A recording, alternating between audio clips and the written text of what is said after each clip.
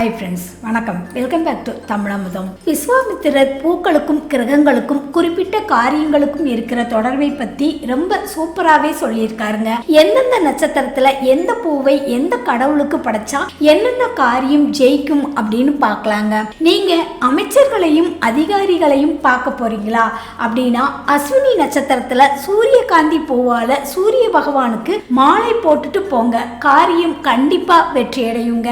அதே மாதிரி உங்க வீட்டுல குழந்தை நல்லா படிக்கலையா, தேர்வுல ஜெயிக்கணுமா அப்படின்னா புனர்பூசம் நட்சத்திரத்துல சாமந்தி பூவால ஹயக்கிரீவ பெருமானுக்கு மாலை கட்டி வணங்கணுங்க.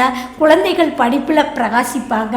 டாக்டருங்க நோயாளிகளை குணப்படுத்தவும் அறுவை சிகிச்சையில் வெற்றி பெறவும் டாக்டர் ஒவ்வொருத்தரும் சாமந்தி பூவால மாலை கட்டி பெருமாளுக்கு அணிவிச்சு வணங்கினா அவங்க கிட்ட வர்ற நோயாளிகள் சீக்கிரம் குணமடைவாங்க. முக்கியமா அவங்க பண்ற அறுவை சிகிச்சைகள் வெற்றிகரமா நடக்குங்க. அதே மாதிரி வியாதிக்கு டாக்டரை பார்க்க உகந்த நாள் அப்படின்னா பூசம் நட்சத்திரத்துல சாமந்தி பூவால மாலை கட்டி பெருமாளுக்கு அணிவிச்சு வணங்குங்க. எந்த வியாதியாக இருந்தாலும் குணமாகும் அப்படின்னு விஸ்வாமித்திரர் சொல்லியிருக்காருங்க.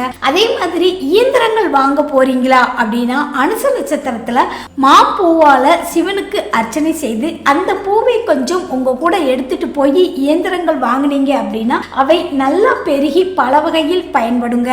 நிலம் வாங்க வெளிநாடு செல்ல உகந்த நாள் எது அப்படின்னா திருவோணம் நட்சத்திரங்க. திருவோணம் நட்சத்திரத்துல பவளமல்லி பூவால பெருமாளுக்கு மாலை கட்டி வணங்கிட்டு போங்க, சிறப்பான பலன்கள் கிடைக்குங்க. அதே மாதிரி தங்கம் வாங்க ஆடை வாங்க உகந்த நாள் எது அப்படின்னா அஸ்தம் நட்சத்திரத்துல தாளம் பூவால, அதாவது அந்த தாளம் பூவின் கூர்மையான நுனி மேல பார்த்து இருக்கிற மாதிரி அம்மனுக்கு மாலை சாத்தி வணங்கிட்டு தங்கம் ஆடை வாங்க போங்க. மேலும் மேலும் தங்கம் சேரும், பஞ்சமே வராதுங்க. அதே மாதிரி வண்டி வாகனம் மாடு ஆடு வாங்க உகந்த நாள் எது அப்படின்னா மிருகசீரிடம் நட்சத்திரத்துல முருங்கை பூவை கொண்டு சிவனுக்கு அர்ச்சனை செய்து அந்த பூவை கொஞ்சம் உங்க கூட எடுத்துட்டு போய் வாகனங்கள் வாங்கினீங்க அப்படின்னா வாகனங்கள் நல்லா விருத்தியாகுங்க. இதுதான் பூக்களோட ரகசியத்தை பத்தி விஸ்வாமித்திரர் சொன்ன வழிபாட்டு முறைகள். பூக்களுக்கு அப்படின்னு ஒரு நேர்மறை ஆற்றல் இருக்கு அப்படின்னு சொல்லுவாங்கங்க. இந்த மாதிரி நீங்க நம்பிக்கையோட செய்யும் போது ஒரு மன அமைதி கிடைக்கும். மேலும் உங்களோட வாழ்க்கையும் பிரகாசம் அடையுங்க. இதை பற்றிய உங்களோட கருத்துக்களை மறக்காம கமெண்ட் பாக்ஸ்ல கமெண்ட் பண்ணுங்க.